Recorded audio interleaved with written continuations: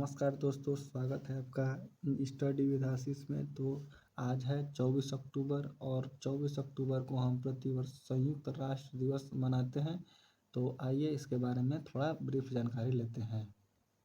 तो सबसे पहले हम संयुक्त राष्ट्र दिवस के इतिहास के बारे में जानेंगे।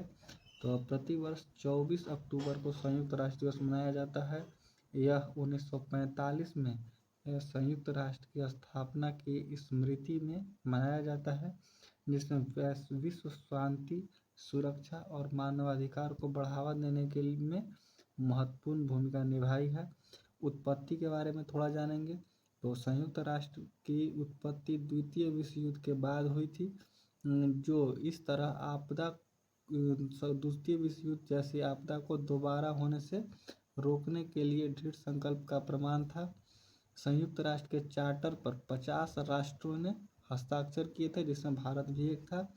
संयुक्त राष्ट्र संगठन के सिद्धांतों और उद्देश्यों को रेखांकित किया गया, जिसमें शांति बनाए रखना, राष्ट्रों के बीच मैत्रीपूर्ण संबंध को विकसित करना, मानव अधिकारों को बढ़ावा देना और जीवन स्तर में सुधार करना शामिल था। अब तक की उपलब्धि के बारे में जानेंगे। तो संयुक्त राष्ट्र ने कई मील के पत्थर हासिल किए हैं, जिसमें कुछ उल्लेखनीय है। शांति रक्षा मिशन, जहां संघर्षरत क्षेत्रों में यूएन अपने सेना को उतारता है, जिसमें शांति बहाल करने के लिए अभी यूएन के पास लगभग 1 लाख सेना उपलब्ध है। तो सेकंड में जानेंगे मानवाधिकार संवर्धन। संयुक्त राष्ट्र ने मानवाधिकारों के सार्वभौमिक घोषणा पत्र और अन्य अंतर्राष्ट्रीय संधियों के माध्यम से मानवाधिकारों का समर्थन किया है। सतत विकास लक्ष्य, संयुक्त राष्ट्र ने सतत विकास लक्ष्यों को अपनाया है, जो गरीबी, भूख, जलवायु परिवर्तन और असमानता जैसे मुद्दों को संबोधित करते हुए बेहतर भविष्य के लिए एक खाका तैयार किया है। स्वास्थ्य के बारे में तो वैश्विक स्वास्थ्य पहल के जानेंगे।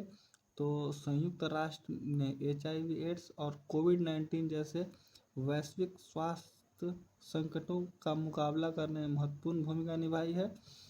संयुक्त राष्ट्र की चुनौतियों के बारे में जानेंगे। तो अपनी उपलब्धियों के बावजूद संयुक्त राष्ट्र ने आज की जटिल दुनिया में महत्वपूर्ण चुनौतियों का सामना करना पड़ता है, जिसमें संघर्ष समाधान इसमें सबसे बड़ा है, क्योंकि कई संघर्षरत क्षेत्रों में इसने सफलता तो पाई है, लेकिन कई क्षेत्रों में अपना योगदान नहीं देते हुए भी असफल रही है। जैसे अभी इजराइल और जो हिजबुल्लाह के बीच लड़ाई हो रही है, तो कई क्षेत्रों में यूएन की पीस कीपिंग फोर्स अवेलेबल तो है, लेकिन उस पर ज़्यादा तीव्रता से एक्शन न लेने के कारण ये युद्ध चलता ही जा रहा है और कोई परिणाम नहीं निकल रहा है।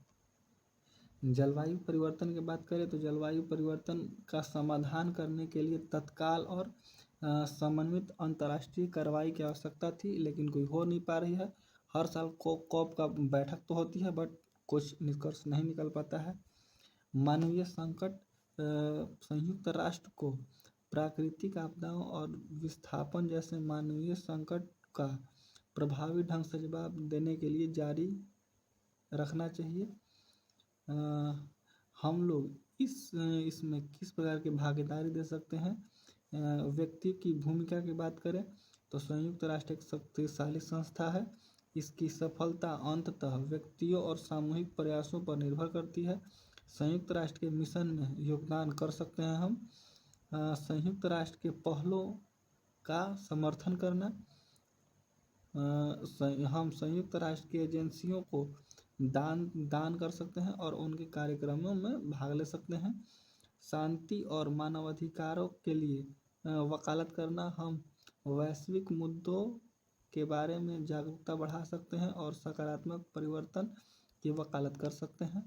सतत जीवन जीना, हम पर्यावरणीय प्रभाव को कम कर सकते हैं और सतत प्रथाओं को बढ़ावा दे सकते हैं।